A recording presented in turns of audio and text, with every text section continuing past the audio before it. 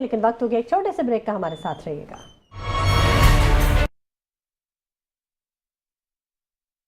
Welcome back नाज़रीन, गुफ्तगू के सिलसिले को हम आगे बढ़ाएंगे। बात कर रहे थे ब्रेक पर जाने से पहले कि क्या वजह है कि तरक्याती काम भी हो रहे हैं, आगाज़ भी हो जाता है, फंड्स की मंजूरी भी दे दी जाती है, लेकिन जो तरक्याती कामों की तकमील का जो टाइम फ्रेम है वो मुकम्मल नहीं हो पाता। इस पर बड़ी बात की जाती है और बहुत कुछ जानने की कोशिश की जाती है, लेकिन ऐसे लगता है कि एक धुन है, एक पर्दा है जिसके पार देखना मुमकिन नहीं है। सलमान खान साहब, मैं आपसे बात करना चाहूँगी। आवाम पाकिस्तान पार्टी सिर्फ इन दिन मनाने की हद तक नौजवानों को इकट्ठा कर रही है, या फिर कुछ अमली तौर पे भी कुछ लाहेअमल जो आपने बनाया है उसको ज़रा शेयर कीजिएगा। देखिए जी, बिस्मिल्लाह। देखें, मैं आपको पहले भी बता चुका हूँ और मुख्तलिफ प्रोग्रामों में बताया है कि अभी हमारी ना क़यादत है, ना हमारा किसी गवर्नमेंट के साथ अटैचमेंट है। पहली चीज़, अभी हम ग्राउंड लेवल पे काम कर रहे हैं, हमारी पार्टी मैच्योर हो रही है, ठीक है, कराची लेवल। दूसरी चीज़ ये, इसको ऑन जो कर रहे हैं वो मिफ्ता इस्माइल भाई, साबिक वज़ीर ख़जाना जो कि सेक्रेटरी जनरल हैं, और शेख सलाउद्दीन साहब।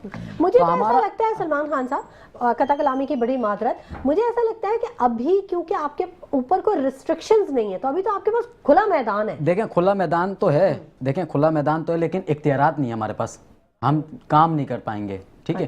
पहली चीज़। दूसरी चीज़, देखिए हमारा मंशूर में साफ सीधा सा सफाफ कि हमने तमाम चीज़ों को रिफॉर्म करना है, ठीक है। हमारा तरीका यही है, पार्टी बनाने का मकसद शाहिद भाई का साफ है और सीधा है कि भाई वोट को इज्जत दो। जब वोट को इज्जत देना छोड़ दी तो उनके इख्तिलाफात पैदा हुए। ये तो नून लीग का मैं उसी मौके पे आ रहा हूँ ना। मैं उसी मौके पे आ रहा हूँ, आपकी बात पे आ रहा हूँ कि काम अभी हम कैसे हम देखें कर नहीं सकते। वजह मैंने आपको बताई कि हमारे पास इख्तियारात नहीं है, हमारा किसी क़यादत के साथ राब्ता नहीं है। हाँ, अभी तो हमारे अपने होता ये है सलमान खान साहब कि जिनके पास ओहदे भी होते हैं ना, वो भी बेख्तियारी का ही रोना होता है। वो कहते हैं इख्तियारात नहीं, हम बेबस हैं, हमें काम नहीं करने दिया जा रहा, हमारे पास फंड नहीं है। देखें मामलात ऑन एंड ऑफ ऐसे वो तो अवाम को मिसगाइड करा जाता है, अपनी सीटों से फायदे उठा लिए जाते हैं।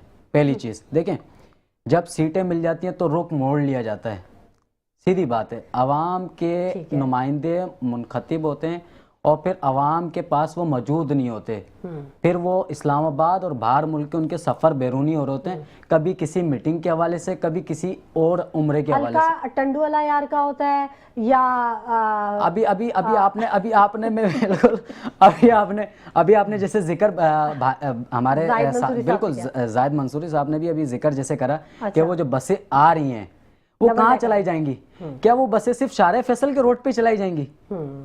पब्लिक ट्रांसपोर्ट जो है वो पब्लिक तक पहुंचे ना।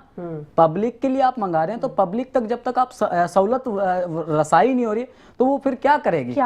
ठीक है। तो पहले तो सबसे पहले हम अपना जो जो हमारा स्ट्रक्चर है ना उसको बिल्कुल उसको बेहतर कर लें, ठीक है। और जो हमारे टैक्सेस आ रहे हैं जिस पे हमारे, देखें आप कोई भी चीज लेंगी ना तो आपके वो टैक्स लगा हुआ होता है, किसी भी आप शॉप पे चलिए वो टैक्स आपको लगा हुआ देगा। माचिस की डब्बी से लेके मैं आपको हमारे कराची शहर रोशनियों का था, आज ये अंधेरी नगरी बन गई है, ठीक है। आज बिजनेस कम्युनिटी जो यहाँ थी, रोशनियों का शहर कहा जाता था, आज ये अंधेरे का शहर है, ठीक है। और मैं जहाँ तक समझता हूँ कि एमक्यूएम के मेयर से ज्यादा पीपल्स पार्टी के मेयर के इख्तियारात ज्यादा बढ़ गए, जो इनके मेयर के पास नहीं थे वो इस मेयर के पास ज्यादा हैं। सही है, मेयर मुर्तजा वहाब की बात कर रहा हूँ, सही है। इनके पास 2-3 एक्स्ट्रा डिपार्टमेंट मिल गए, ठीक है। तो वजह सिर्फ इतनी सी है, मेयर साहब को बोलने से बेहतर है काम करते हुए दिखाएं, ठीक है। जरूरी नहीं है कि आवाम को सिर्फ काम से मतलब है, क्योंकि वो वोट देती इसीलिए कि हमारा उनका मसला हल हो जाए। जाहिद मंसूरी साहब, बिल्कुल एक बात तो ठीक कही कि काम से आवाम तो उसी को देखती है, उसी को चाहती मानती है जो उसके दर्द को कम करता है। बिल्कुल ऐसे ही। अब इस वक्त जो शहर कायद के बासी हैं वो जिस तकलीफ, जिस अजियत और जिस परेशानी से गुजरते हैं, ये यहाँ का रहने वाला बखूबी जानता है और सिंध गवर्नमेंट भी बहुत अच्छे तरीके से जानती है।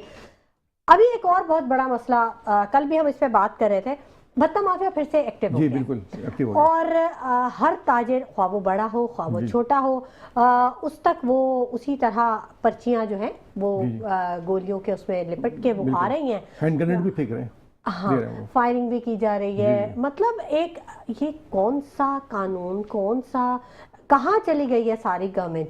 तो इस पर कुछ थोड़ा सा बताइएगा कि ये क्या वजह क्या हुई आखिर? सिंध गवर्नमेंट सारी जो सिंध गवर्नमेंट है वो तरक्याती कामों की तरफ लगी। सिंध की जो सकाफत है ना, सिंध में जो चलता रहा है उसमें दो तरह के डाकू पाए जाते हैं। अच्छा। एक है पक्के के डाकू और एक है कच्चे के डाकू।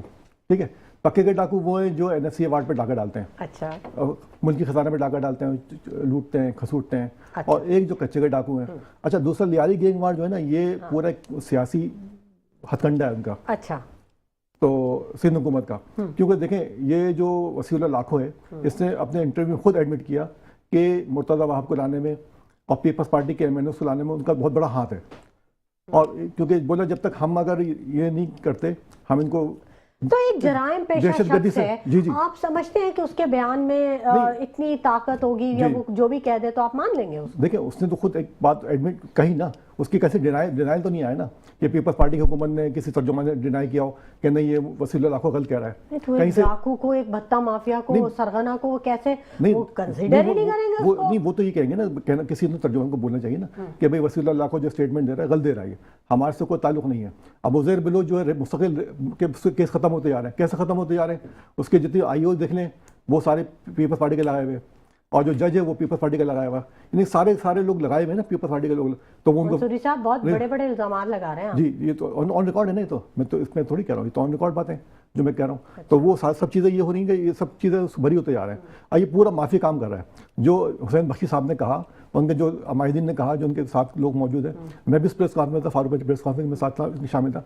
तो वो उन्होंने पूरे स्टेटस दिखाए, जो बिजनेस फोरम वाले आए थे, बोले कि कॉलेज जो आ रही है हमारे पास, उसमें कॉलेज सुनाई उन्होंने हमें कि भाई देखें ये हमें कह रहा है कि अगर तुम नहीं करोगे तो हम तुम्हारे ये पूरे घर को तबाह कर देंगे, हम तुम्हारा हैंड ग्रेनेड मार देंगे, तुम्हारा कारोबार तबाह कर देंगे। वो कह रहे किस्तों में दे पैसे, 4 साल में किस्तों में दें। तो इतनी हिम्मत वही कर सकता है, इसको पूरी सपोर्ट हो, शेल्टर हो, वरना ऐसा कोई आदमी नहीं कर सकता कि बगैर सपोर्ट शेल्टर के वो जाके किसी से मांग ले। अगर 4 साल तक वो पैसे मांग रहा है, इसका मतलब उसको खुद एडमिट कर रहा है कि हमें तो सब आपके सब लोग भत्ता दे रहे हैं, आपसे 5-8-10 लोग रह गए बस जो भत्ता नहीं दे रहा है। अच्छा। बाकी सब लोग उससे कहा ये आपने प्रोग्राम में बोला उसने कि आप लोग नहीं दे रहे, बाकी सब लोग दे रहे हैं हमें भत्ता।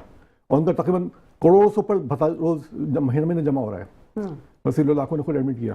तो मकसद कहने का ये कि जो है अगर उसको अगर देखें ना, अगर तो वो कहाँ जा रहा है ये भी उन्होंने बताया होगा। अच्छा, देखें पुलिस अगर चाहे तो ये वन मैन शो तो है नहीं। फिर देखिए, पुलिस के पास जियो फेंसिंग वाला एक वो होता है इंस्ट्रूमेंट, तो वो जियो फेंसिंग के जरिए कर सकते हैं कि भाई कहीं से कॉल और इसको रिकॉर्ड कर लें। किसी का एड्रेस निकालना कोई मुश्किल काम है ही नहीं। बिल्कुल। और जो कॉल बता रहे हैं कि फिलिपाइन से आ रही है, सब पूरी वसीउल्लाह लाखो ने कहा मैं सिंध में मौजूद हूँ, मैं कहीं और नहीं गया हुआ।